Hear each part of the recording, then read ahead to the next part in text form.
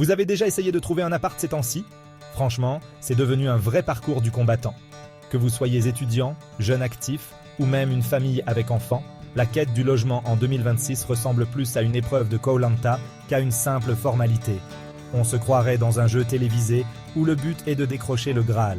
Un appartement décent, pas trop loin du centre, et surtout, à un prix qui ne vous oblige pas à manger des pâtes jusqu'à la fin du mois. Spoiler, si vous n'êtes pas millionnaire, bonne chance. Sérieusement, à moins d'avoir un héritage caché ou un ticket gagnant de l'euro-million, il va falloir s'accrocher. Les loyers ont atteint des sommets vertigineux et chaque visite d'appartement se transforme en compétition féroce. On se retrouve à calculer pièce par pièce ce qu'on peut se permettre, à négocier chaque centime, à espérer que le propriétaire ne choisira pas quelqu'un d'autre avec un dossier plus solide. Vous vous souvenez de l'époque où déménager était synonyme de liberté? Pas de dire adieu à tout votre salaire? Avant, changer d'appart, c'était l'occasion de repartir à zéro, de découvrir un nouveau quartier, de se projeter dans un avenir meilleur. Aujourd'hui, c'est surtout synonyme de stress, d'angoisse et de sacrifice. On ne compte plus les histoires de gens qui doivent faire des compromis sur tout. La taille, l'emplacement, l'état du logement. Tout ça pour ne pas finir à la rue ou retourner vivre chez les parents. Imaginez la scène. On est en février 2026. Vous êtes sur votre téléphone, en train de faire défiler les annonces d'appartements à louer. Les notifications pleuvent, les alertes s'enchaînent, mais à chaque fois, c'est la même déception.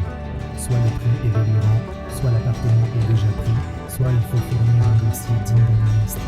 Vous passez des heures à comparer, à envoyer des messages, à espérer une réponse. Et quand enfin vous décrochez une visite, il y a déjà 10 personnes devant vous, toutes prêtes à signer sur le champ. Vous repérez un petit deux pièces à 1200 € par mois, avec un salaire de 1800. Faites le calcul, il vous reste à peine de quoi payer les courses, l'électricité, internet et peut-être un café de temps en temps. Et encore, si vous ne tombez pas malade, ou si votre machine à laver ne rend pas l'âme. C'est la réalité de milliers de personnes aujourd'hui. Travailler à temps plein, parfois même avec 2 jobs, et galérer à se loger dignement. Pause, soupir. Ce n'est pas une blague, c'est le quotidien de millions de personnes en ce moment. Les files d'attente devant les agences immobilières s'allongent. Les visites groupées deviennent la norme et les propriétaires peuvent se permettre d'être ultra sélectifs. Certains demandent 3 garants, d'autres exigent des CDI en béton, et il n'est pas rare de devoir rédiger une lettre de motivation pour espérer décrocher un simple studio. On a l'impression que le marché du logement est devenu un concours d'élite, réservé à ceux qui cochent toutes les cases. Pour eux, car il n'arrête de loyers exorbitants. Le capital n'a jamais été tendre avec les locataires, mais là, on est en vérité. Les quartiers autrefois populaires sont devenus inaccessibles, et même en s'éloignant vers les banlieues, les prix restent fous. Les étudiants, les jeunes actifs, les familles monoparentales, tout le monde galère. Certains finissent par s'entasser à plusieurs dans de petits espaces, d'autres optent pour la colocation, et puis pour des logements insalubres faute de nuit. Des studios à 1 000 € par mois, et à moins qu'avec le baron M. Jeff Bezos, bien parlé. On parle de 15 mètres carrés, parfois même moins, avec un kitchen school et une salle de bain partagée sur le palier. Et pourtant, la demande ne faiblit pas. Les étudiants étrangers, les jeunes travailleurs, les stagiaires, tous se battent pour ces quelques mètres carrés, prêts à accepter des conditions parfois absurdes, juste pour avoir un toit.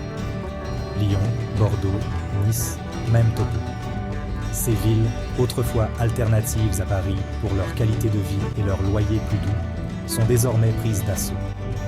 Les prix explosent, les quartiers centraux deviennent inabordables. Et même en périphérie, il faut se battre pour trouver un logement correct. Les étudiants, les jeunes couples, les familles, tout le monde ressent la pression. Les agences croulent sous les demandes. Et les propriétaires peuvent choisir leurs locataires comme jamais auparavant. Même des villes comme Nantes et Strasbourg, autrefois abordables, ressemblent maintenant à des resorts de luxe, sans la piscine à débordement. Les loyers grimpent, les offres se raréfient, et il devient presque impossible de trouver un appartement sans y consacrer la moitié de son salaire. Les jeunes actifs, les familles, les retraités, tous sont touchés. Certains finissent par quitter la ville, d'autres s'endettent, Et beaucoup renoncent à leur projet de vie faute de pouvoir se loger décemment. Pourquoi? Après le Covid, tout a flambé. Les prix, les taux, la demande. Les nouvelles constructions effondrées. Les promoteurs ont ralenti la cadence, les permis de construire se font rares et les projets sont souvent bloqués par des contraintes administratives ou des coûts trop élevés. Résultat, l'offre ne suit plus la demande et chaque nouvel appartement mis sur le marché est pris d'assaut.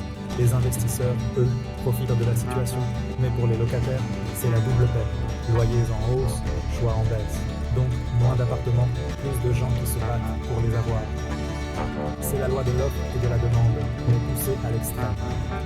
Les files d'attente s'allongent. Les visites se transforment en speed dating. Et il faut parfois prendre une décision en quelques minutes, sous peine de voir l'appartement filer sous votre nez. Les propriétaires, eux, n'ont jamais eu autant de pouvoir. Ils peuvent choisir, trier et imposer leurs conditions sans craindre de manquer de candidats. Alors, la question est, où sont censés vivre les jeunes, les étudiants, les jeunes actifs, ceux qui débutent dans la vie, où peuvent-ils s'installer sans se ruiner? Les résidences universitaires sont saturées, les colocations deviennent hors de prix, et même les logements sociaux sont pris d'assaut. Certains finissent par s'exiler loin des centres-villes, d'autres restent chez leurs parents, et beaucoup renoncent à leurs études ou à leur famille d'espoir. C'est un vrai casse-tête, et personne ne semble avoir de solution miracle. Laissez votre ville en commentaire. Voyons qui est le plus mal loti. Partagez vos galères, vos astuces, vos coups de gueule. Peut-être qu'ensemble on arrivera à faire bouger les choses.